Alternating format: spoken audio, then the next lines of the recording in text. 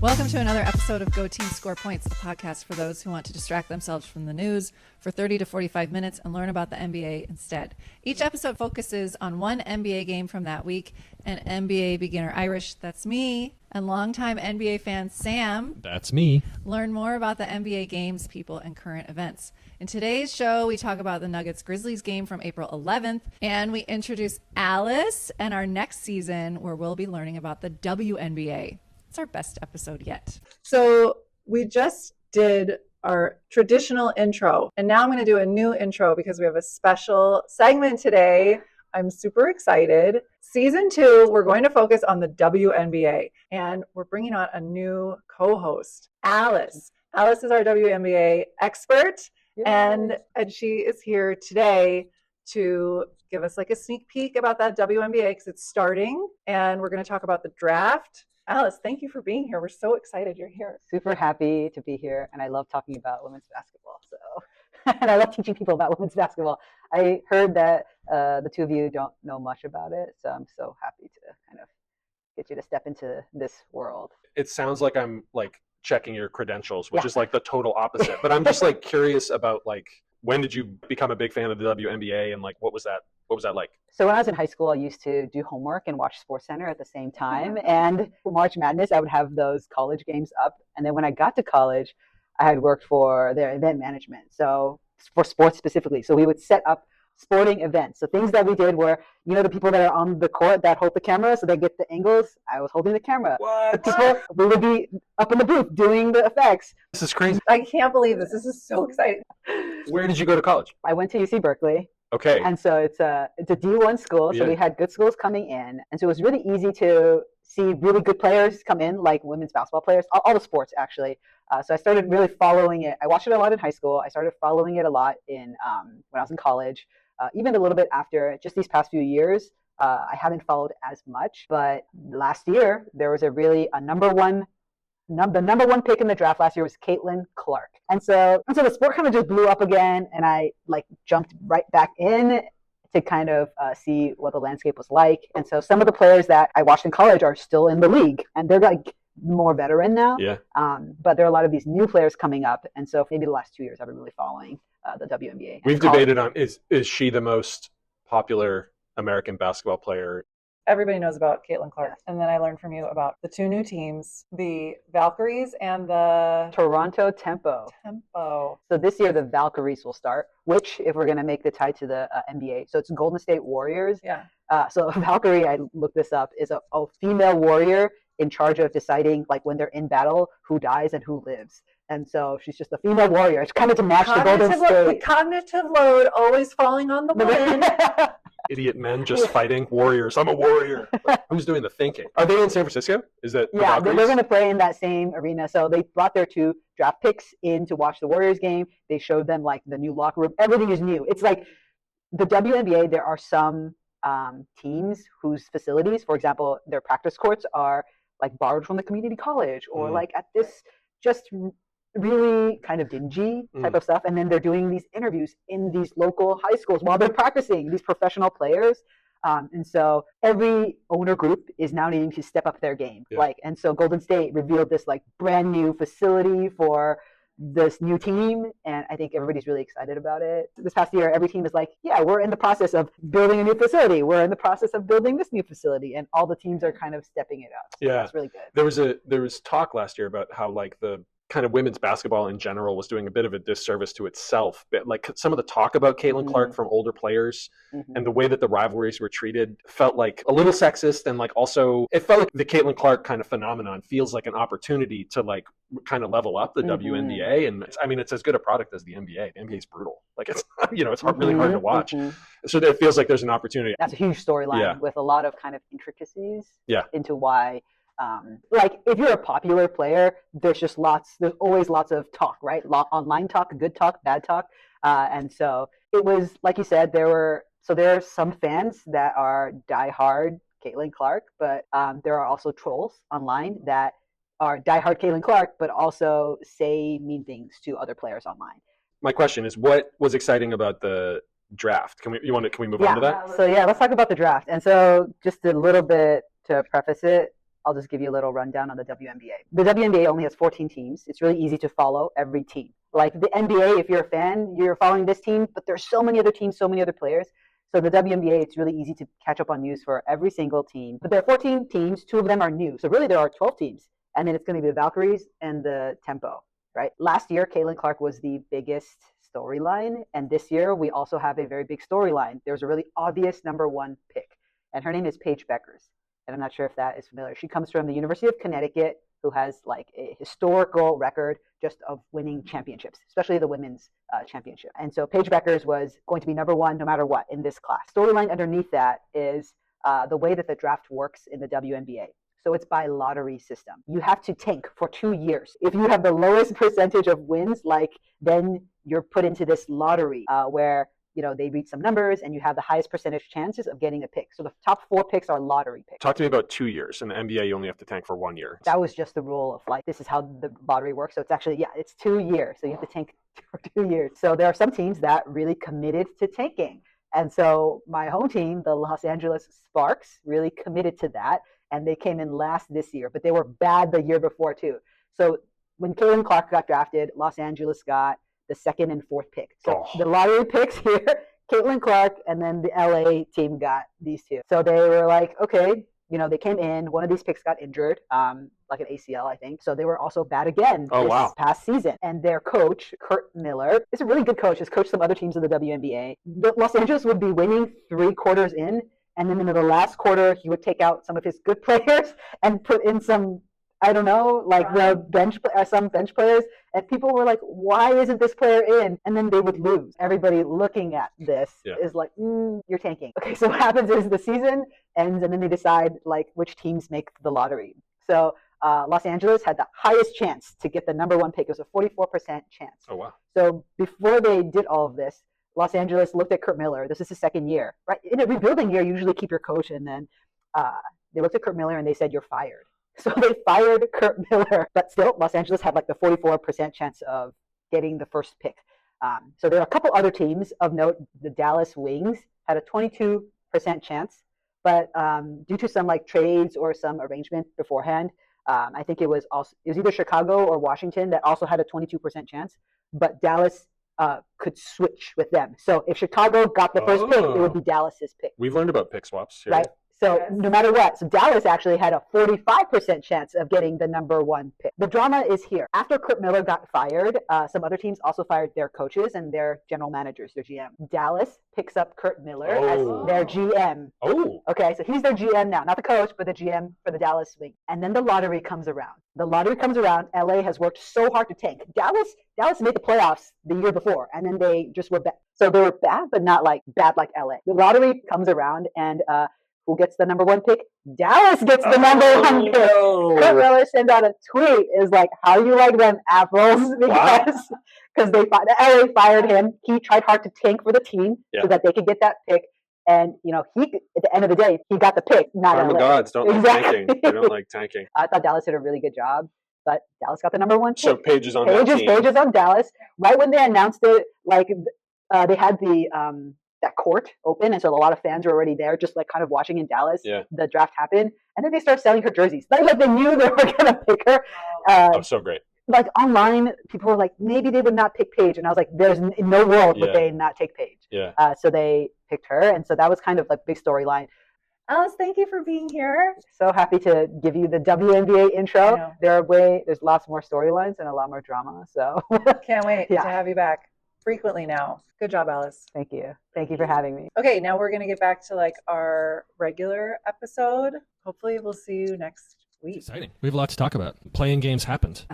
Did they? This is current events. This morning here, playoff games happened. Yeah. And? The Warriors won. So Against? the Grizzlies. So the Warriors will be playing the Rockets in the first round in the Western. Question. Do you think the Grizzlies had a better chance with the coach they had 2 weeks ago or with the Viking? Did you look at a picture? Yeah. I guess for him to get fired at that point in the season, someone must have known that things were really not good. Yeah. Do we know anything more about why he got fired or no? I haven't heard anything. So I feel like maybe a lot of times when a team gets a new coach, they get a little jolt of life. And I wonder if it would have been just worse if Jenkins had still been there. I don't know. It was a really close game. Okay.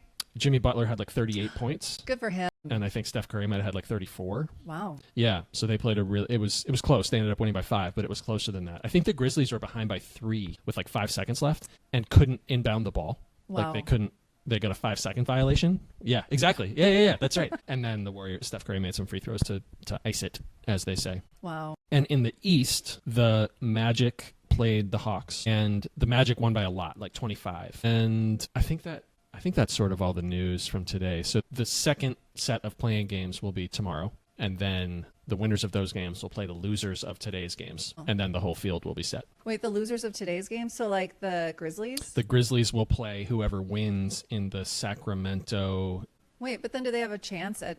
Wait, I'm Yeah. confused. So they're not... This isn't like win or go home yet. Today wasn't yet. Starting now, it is. So the 9 and 10 seeds in the Western Conference are the Kings and the Mavericks. Those two are playing. Then whoever wins that game will play the Grizzlies. Whoever loses that game is out. And then whoever loses the game between the Grizzlies and whoever wins that first game, whoever loses that is also out. Then the field is set. Then it's like 1 through 8.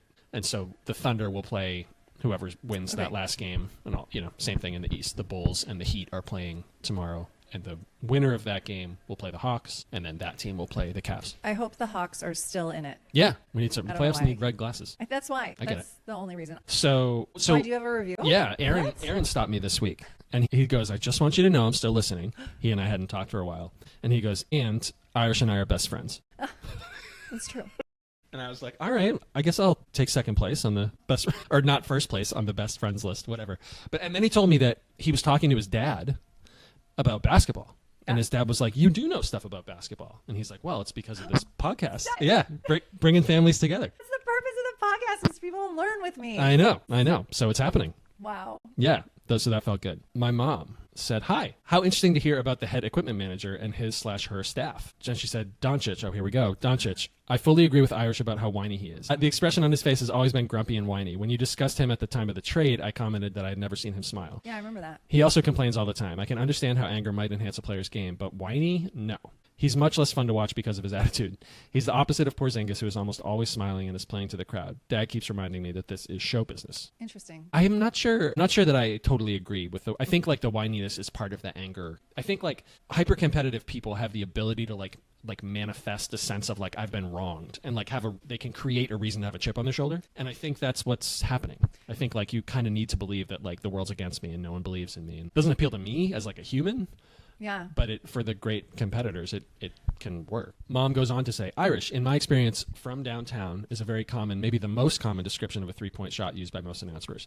I barely hear it when they say it." Yeah, I know. Yeah, but still. I'm just... Yeah, mix it up. Mix it up. I'm with you. Coach's input during the game. I remember when the point guard always brought the ball up the court, there was usually eye contact between the point and the coach, and I assumed the coach was suggesting a possible play to make. During foul shots, I often see a player go to the coach, and I always assume he is getting advice about a possible play. Glad to say that I feel that I learn a lot during your podcast. That's two. She said, "Thanks, you too." Thanks, Mom. Thanks. Or tell me about the game. Okay, listen. This week, I watched the Nuggets play the Memphis Grizzlies. This was a game from April 10th. Okay. They played in Denver, and Scott Hastings and Chris Marlowe were the announcers again. Yeah. It's been a while. I was really happy. Interesting that these are the two coaches fired teams, too. I know. They both had interim coaches. Did they talk about that at all? Just barely. Not much. But I think that, like, the coaches, I'm guessing they probably, like, met for coffee that morning to be like, okay, so, like, this is so weird, right? Like, do you know what to do next? And Right. then the other coach is like, no, I was going to ask you. These are the fired coaches. No, these are the interim coaches Oh. who are like, okay, so you and I are in the same position. Yeah. And, like, Yeah, you're a Viking. yeah, What are we what's next? What are we even doing? What are we doing? Are you guys practicing today? Like, Should we? what do we, I don't even know. How does payroll work? Yeah. Yeah. What do you tell Jokic to do? Right? He's so good already. Yeah. And the other guy was like, I don't know. Nothing. They're both so lost Yeah. anyway. Yeah. So good matchup. Right. So again, I went into this game knowing the score, which helped because Memphis was winning until like the last 3 minutes of the game. It was wild. Yeah. So, okay. Today they're wearing their blue quarter zips. How do you feel about that? Neutral. Okay. Yeah, it was fine. I like the black more. So, okay. So the interim coach is Coach Adelman. So his dad was a coach in the NBA for a long time. Nepo baby. Baby, yeah. And actually coached Chris Webber, that Sacramento team. That was really fun. So he can at least, when he's talking to the Viking, Yeah. he can be like, you know what? Let's call my dad. Yeah. Yeah. put him on speaker. Dad. Yeah. My dad told me to tell him to shoot it. And the Vikings like, okay, good. Yeah. Shoot the ball. Okay, great. Yeah. Okay, so, this game was fan appreciation night. I wish I knew what that meant. They mentioned it a lot. I don't know what that meant. 25% off beer? I don't know. Everyone stood until the first Really? Okay. basket was scored. So this Again, seems ubiquitous. Yeah, this is happening. There was right shortly after the Luka game in Dallas, the fan appreciation night was coming. It's just really ugly, really ugly. I don't know if it must have happened because the regular season's over, but yikes, it couldn't have been good. Real slap in the face. Yeah, how about get Luka back? Yeah, I'd appreciate right? that. Yeah, too bad. Okay, so the score was 0-2, and there were already 2 fouls. Early in the game, the Nuggets were up 7-6, and that was the last time they would have the lead until the last 3 minutes of the game. Wow. I know. The Nuggets were playing, like, even though they weren't winning the whole time, they were, like, playing pretty well. What is Like, that? I thought- What- Like, they're like lots of passing, lots of Okay, yeah. teamwork. Yeah. That's like pretty normal. The ball was zipping around. No, Yeah. not necessarily. I like that. Westbrook threw it to Peyton Watson, who had an alley-oop. Great. That's so fun. Yeah. There was an amazing dunk by Watson again. The first quarter, Jokic didn't score at all. And he missed a ton of free throws Really? this game. Yeah, they said that was not like him. Okay, quarter 2, I said DeAndre Jordan's playing. I like him. Quarter 3, Ja Morant is back. I hope someone takes him to the Diamond Cabaret this time. Okay. A little classier. Like, what? Who took him to Shotgun Willie's? Anyway, let's see. Michael Porter Jr. goes up to score, and he gets bopped in the face by Zach Edey. Do they have to review? Well, like, no, not really, but like, okay, so he gets like hit in the face and is like on the court, like bent over because there's like blood coming out of him. Yeah. And everyone just like keeps playing. Oh wow. Yeah, and Ja Morant scored. It wasn't a foul. No, they like reviewed it a little. Like they had to stop because he was bleeding. Right, but not because they called a foul. Right, I don't think so. They ended up like not calling it because they just like bumped into each other. Oh, I see. Okay. Yeah. Oh, and so it was one of those situations like 5-on-4 down at the other end. Yeah. Yeah. But he was like, I mean, they were like stuffing cotton in his nose. They had to get blood off of his jersey. Yeah. Like he really got hit in the face. Yeah. And you could see it. Like they showed it like in slow motion. And like this part of Edie's forearm like hit him right on the bridge of the nose. Yeah. Like that must have hurt so much. Yeah. I like in the slow motion, it always looks like they're so delayed in their reaction. Like Yes, it did. It's like 2 seconds later, they're like, oh, Yeah. But it looks like it doesn't register. Yes. That cracks me I up. thought that too. Yeah, Because yeah, it yeah. did take a minute for him to like put Yeah. his hands on his face. Okay, then Murray does like a behind the back pass. Yeah. They said it was risky, but it worked. It worked. And it was really fancy. And I think like Harlem Globetrotters could be in his future. Dare to dream. Yeah, I know. Quarter 4, Grizzlies still winning. Aaron Gordon scores, and now they're only down by 1. And so far this game, Aaron Gordon had 33 points and 8 dunks. Whoa. At the beginning of quarter 4. He had a really good game. Wow. It's the underwear. Yes. For sure. Then 3.5 minutes left. Jokic throws a free throw and ties the game. And then, like, it's on. Yeah. Like, the last 3 minutes of this game were super exciting. It was a sold-out crowd. Everyone was obviously, like, so into it. Yeah. Because, so 3.5 minutes left, and the game is tied. And then they won 117-109. Oh, wow. So they scored like a ton in Right. the last 3 minutes. It was Right. very, very fun. Let's see. Yeah, Murray scored a lot in the end. Wait, can I ask you a question? Yeah. So this is the most I've ever heard you talk about like the basketball, that like it was exciting Oh yeah. and good. And Just for 3 minutes. well, yeah, and I'm wondering like this game had like real playoff implications. Yeah. This game, and I'm wondering if you were picking up on any like higher intensity or higher. I don't know. What was interesting is at the very end, like Katie Winge does a quick interview. She did it with Jamal Murray, and she kind of asks in a lot of words. Yeah. Where I was like, man, if I was Jamal Murray, like, could I like take in and understand like every single part of this question she's asking when like all these other things are going on? Like that just seems. Yeah. And when you just won, like that after post game interview must be hard to do. And they look like idiots. The players do, but because they're set up to fail. It's Right. like who on earth? Your heart rate's like 175. Right. There's so much adrenaline in you because you just won or lost. And Tell this me, like several part question. Yeah. Tell me Which- what was going through your head with 2:45 to go when Jokic made that foul, and you're Yeah. like, there's no way to sound Well, reasonable Jamal, answering Jamal that question. Murray did it. He Did sounded you do great. a good job? Great. Because he just said like this, we communicated a lot. We were talking to each other all the time. Yeah. Lots of feedback, like at the half or whatever, or when we had a timeout Yeah. or something. Yeah. And then it was cute because he was like, "This is what I always dreamed of." Like the pressure. He's like, "I practiced this in my backyard Yeah. as a kid growing up. Like the countdown clock going. Like Yeah. So Yeah. I don't know. Great. So I think I don't know the difference, like why it was exciting. I think scoring 10 points in 3 minutes to pull into like a significant lead, that's exciting. Like I don't think that's me changing. I think that is something that was factually, objectively exciting. I agree. I think you're going to see more of it. Like if you get, yeah, kind of. I mean, this is the thing, right? Is that like you could not do that for 82 games. They could not do it. Right. And now these games, all of a sudden, it's like a mistake and your season's over, right? So it's like this. I think I'm curious and hopeful that you'll notice it, like the increased intensity. And then afterwards, when the 2 interim coaches had beers after the game, and the Grizzlies interim coach was like, "Okay, so like, what did you do to win?" Yeah. And then the Nuggets interim coach was like, Jokic. It was Jokic. It was Jokic. Don't tell. I told him, go out there and do your thing. I believe in you. Yeah, it was like a sports movie moment, but he turned around and was like, I don't know what I'm doing. Yeah. Yeah, just hang in there. That's right. One possession at a time. That's right. They can do it. Yeah, just the most platitudes. Anyway. So the announcers. Yeah.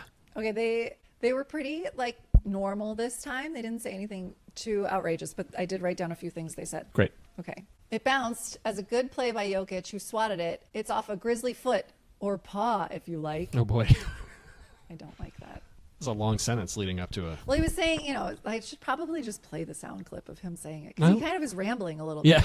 Yeah. He's like, it bounced. It's a good play by Jokic, who swatted it. It's off a Grizzly foot or paw, if you like. No. Yeah. I don't like that. I don't like. Okay, then one of them says, Jokic against Aldama, using his beef on Aldama. Using his beef. Using his beef. Yeah. The fella's doing great work. That was just fellas. And then about Murray, he says, he's Mr. Clutch in a Nuggets uniform. He kind of is, right? Mr. Clutch? Yeah. Like at the end of the game, crunch time. All right. But like, I don't know. It just sounds, again, like you're talking to a toddler. Mr. Clutch. I don't know. It just sounds... All right. A little silly. I don't know. I didn't like it. But that overall, great job, guys. Yeah. Okay, I read about 2 players, but not much. Oh, Zach Edey, let me tell you about him. There's not much in the world about him. And by the world, I mean Wikipedia. Okay. And by not much, I mean he doesn't seem to have a girlfriend. Because I'm like, who are they dating? Yeah. I'm so curious about who NBA players date. Yeah. Most of them date ugly women. Yeah. Who are like influencers. Yeah. Or people they met in college. Yeah. Yeah, that's a lot of them. Zach Edey, he is 7'4". Yeah. Almost 300 pounds. He was 11 pounds, 3 ounces at birth. But his mom's 6'3". I mean, I still feel bad. Let's see. So he's from Canada. Oh, I didn't know that. His parents were both immigrants from China to Canada. Okay. I don't know which part of Canada. All of Canada. Yeah. And he played for Purdue for all 4 years. And there his nickname was the Big Maple. Canada. Because of Canada. Yeah. Get it. Yeah. And it was, I don't know, like he's like really close with his mom. And when he got the Division I scholarship, she was able to retire. Nice. And now I bet she's living large. That happens for me. Let me tell you about growth spurts when I tell you about Ja Morant. Okay. Ja Morant grew up in South Carolina, and his parents were both pretty athletic, and his dad was going to play, he played in college, he played basketball in college, and was going to go play overseas, but Ja Morant's mom became pregnant. So he just stayed home and he stopped playing basketball, and he became a barber. Whoa. But he helped Ja Morant, teach Ja Morant basketball as a kid. So what I think is so interesting about Ja Morant is how he kind of came out of nowhere. So in high school, he was 5'9". Oh, wow. He had a growth spurt later. He didn't dunk until he was a senior in high school. Wow. And he played for Murray State Racers. Have you heard of Murray State? Mm-hmm. You have? Yeah, because they've a couple times, I think, in the NCAA tournament, they've been like a Cinderella type team where they'd be like a 13 seed who makes it to the Elite Eight or something like that. Basically, he was accidentally discovered in July 2016 when the assistant coach attended a camp hoping to see a player who was joining his team. While looking for a snack, he noticed Morant playing a 3-on-3 game in an auxiliary gym. Impressed, he contacted the head coach and then offered Morant a scholarship. Wow. That makes me like him so much. What an underdog. And now he's got this amazing career. He's really good. Was he really good in this game? He was pretty good. He's a starter. Yeah. I mean, he's a lot of playing time. When he's right, he's awesome. There's a lot of talk about him right now with it, depending on what the Grizzlies do. There's probably a lot riding on tomorrow's game or the day after tomorrow's game or whatever it is. If they don't actually make the tournament part of the playoffs, the Grizzlies seem like a little stuck. Like he's not like a good or high volume 3-point shooter. So like with that as your best player in this NBA, it's kind of like I don't know what your ceiling is. You know, I don't know if they could be a finals team with him. Like, so at best they're the 8 seed, and if they're the 8 seed, they're going to get steamrolled by Oklahoma City, and then it's like what, you know. I don't know. It'll be interesting to see what they decide to do. I'm not sure. Yeah. The other big knock on Moran is that he doesn't play. Like, he missed a lot of games this year. Why? Was he hurt? Yeah, and I don't think there was ever like a serious big injury, but couldn't quite get healthy enough to play. Non-COVID related illnesses?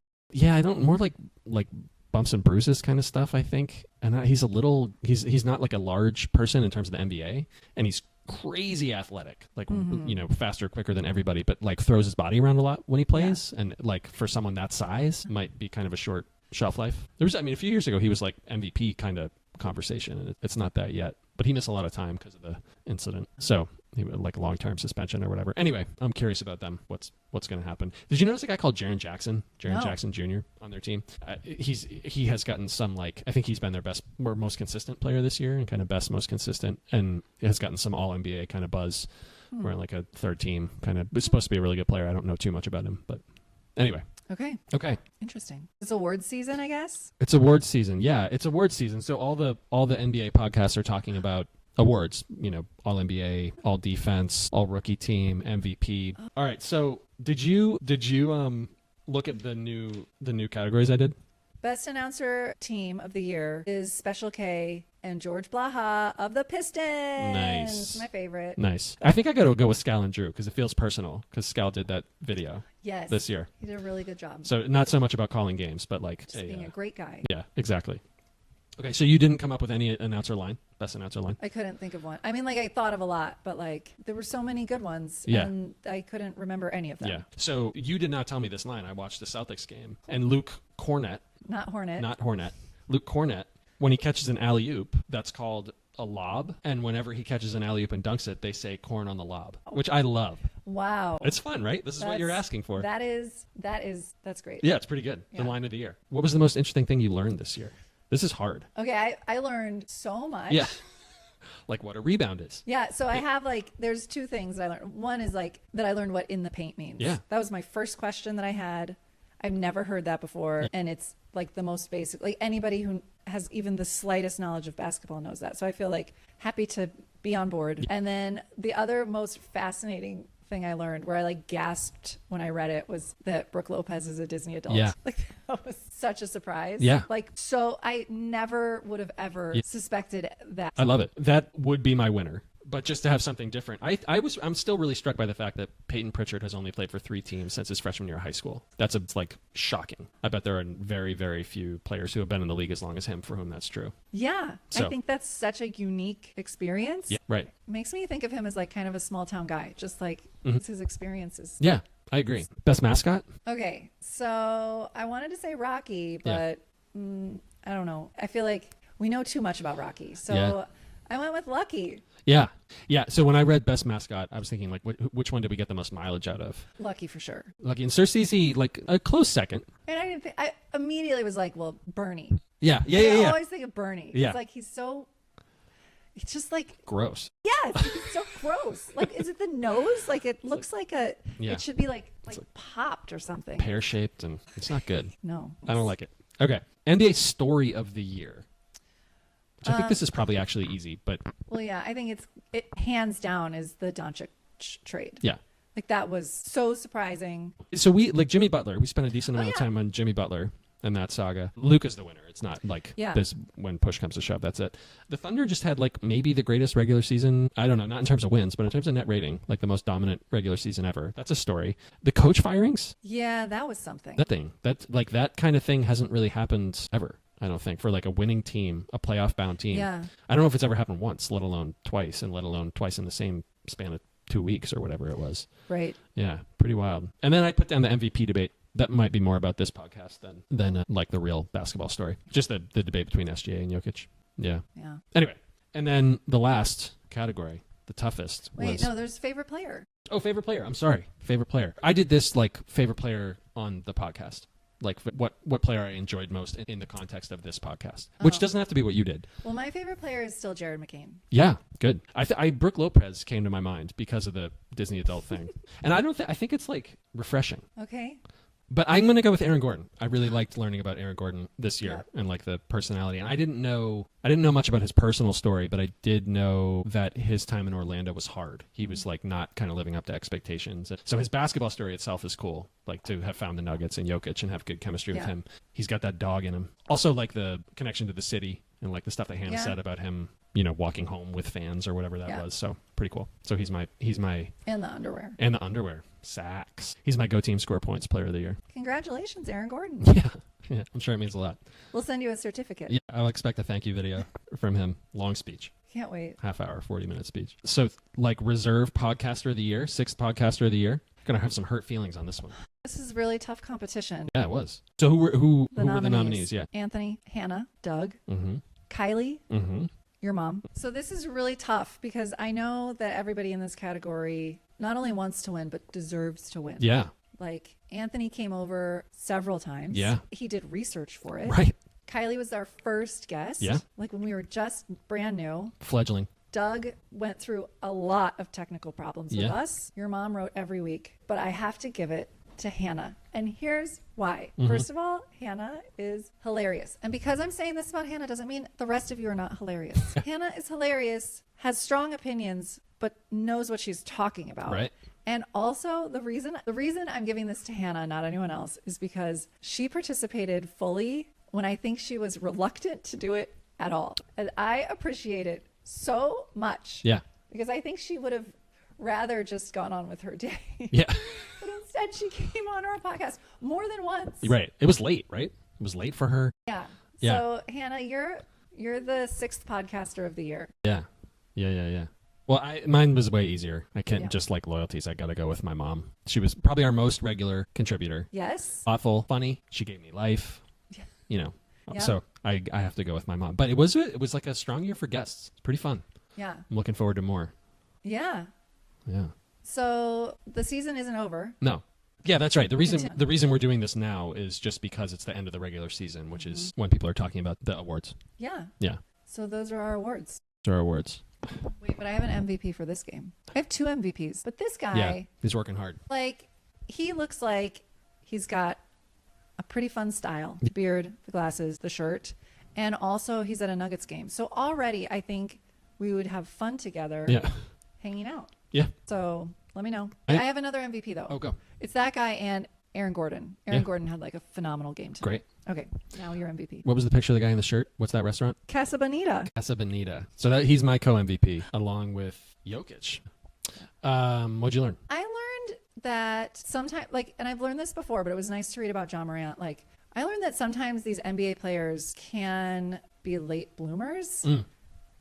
It's nice. So many of the NBA players that we read about, went to the McDonald's All-American team, blah, blah, blah, right? And so it's kind of cool to read about someone who is at the top of his field, but in high school he was good, but not being recruited. It wasn't preordained since he was in the womb or whatever. Yeah. I learned that I didn't know Zach Edey had Chinese parents. I also learned that Zach Edey was Canadian. I didn't know that. And 7'4". Yes. I knew he was big, but that's big. It's really big. Watch out for the blood clots, Zach. Yeah, right. Wear those leg sleeves. Compression socks. Yeah. Leg sleeves. Sleeves. Yeah, wear those. And then what's our last one? Most confusing part. Didn't seem like there was a ton that was confusing. It's confusing that these 2 teams fired their coaches. Oh, yeah. I know that we've talked about it, but the odds of 2 teams playing a game in the last week of the season with playoff implications who had both fired their coaches, that will probably never happen again in the NBA. Right? Maybe one of them will win the championship and everyone's going to be like, you know what we should do? We should fire our coach with 5 games left. The Nuggets ownership group, I just read a headline that said that the firing had actually been in the works for a while. Yeah. And my inference from that, and this is just me hypothesizing, was that Jokic was kind of just too good. They weren't playing bad enough to lose enough to be okay, we need to change. And that Russell Westbrook debacle game where Jokic had the 60-plus point triple-double or whatever. And again, it's just me inferring that, but that might have been okay, this is bad enough where we can pull the trigger on this move or whatever. Okay. What else? Is that it? I think. Are we done? I think we did it. Yeah. Okay. Good job, Sam. Good job. Bye. Bye. Thank you for listening to Go Team Score Points. Today's episode was edited by Irish. Information for this episode came from Wikipedia and People Magazine. You can reach us at goteamscorepoints@gmail.com. Next week, we'll be watching the Detroit Pistons New York Knicks game. See you then.